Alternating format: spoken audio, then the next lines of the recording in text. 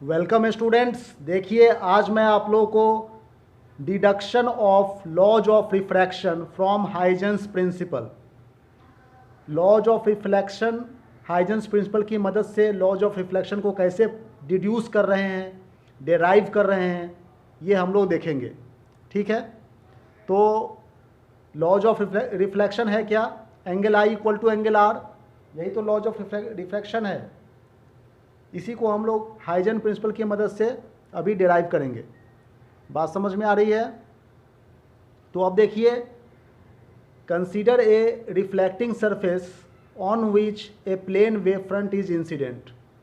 यहाँ पर ये ए सी एक रिफ्लेक्टिंग सरफेस है, जहाँ पर ये वेव्स ए बी एक वेव्स है, यहाँ पर ए और ये बी सी ये वेव्स है, और ए बी क्या है? ये वेव फ्रंट है।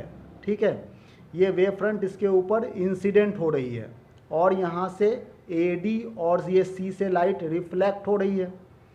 तो according to Huygen principle, Huygen principle के अकॉर्डिंग हम लोग क्या देख रहे हैं? Each point on this wave front act as a source of secondary wavelets. ठीक है, ये ए बी वेव फ्रंट पर जितने भी पॉइंट्स हैं, ये सी डी जो कि सेकेंडरी वेवलेट्स है, इसका सोर्स है ये। ठीक है, तो यहाँ पर डी सी कहने का मतलब है रिफ्लेक्टिंग प्लेन वेव फ्रंट, ये रिफ्लेक्ट हो गई, उसकी प्लेन वेव फ्रंट है ये। तो अब देखिए, time taken by the wavelets to reach from B to C and from A to D is given by, यहाँ पर देखो बी से सी तक जाने में और ए से डी तक जाने में लाइट को टी टाइम लग रही है, स्मॉल टी टाइम, और स्मॉल वी क्या है? वेलोसिटी ऑफ लाइट है। तो हम लोग क्या जानते हैं? टाइम का formula distance upon velocity. Distance मतलब ये बी सी डिस्टेंस या फिर ए डी डिस्टेंस है ये, तो डिस्टेंस अपॉन वेलोसिटी ये तो फॉर्मूला है। देखो वेलोसिटी का फॉर्मूला क्या जानते हैं? Velocity equal to distance upon time, तो time equal to distance upon velocity, cross multiply करके आ रहा है।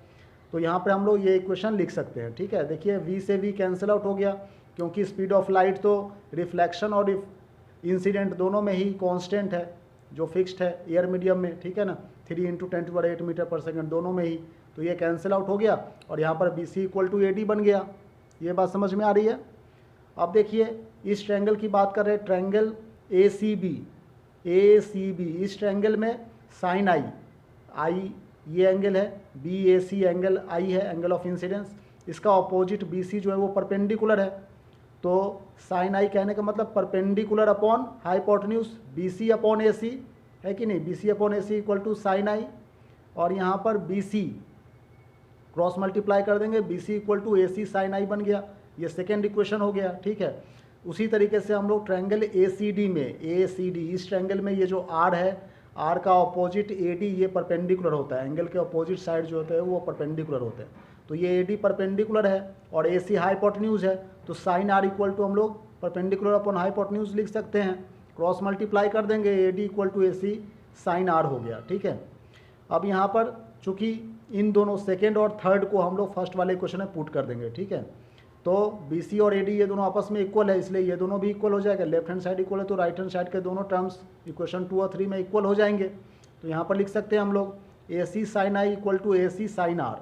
ठीक है, और यहाँ पर ए सी से ए सी कैंसिल आउट कर दिए, sine i equal to sine r, और साइन और आई दोनों ही काफ़ी स्मॉल एंगल है, इसलिए साइन को हम लोग नेगलेक्ट कर देंगे। तो angle i equal to angle r, मतलब angle of incidence is equal to angle of reflection. यही तो था लॉज ऑफ रिफ्लेक्शन। इसको देखिए हमने वेव फ्रंट की मदद से सॉल्व कर लिया। हाइजेन प्रिंसिपल ने वेव फ्रंट्स के बारे में बताए थे, और हाइजेन प्रिंसिपल की मदद से हम लोग लॉज ऑफ रिफ्लेक्शन को प्रूव कर रहे हैं। ठीक है, thank you very much for watching this video.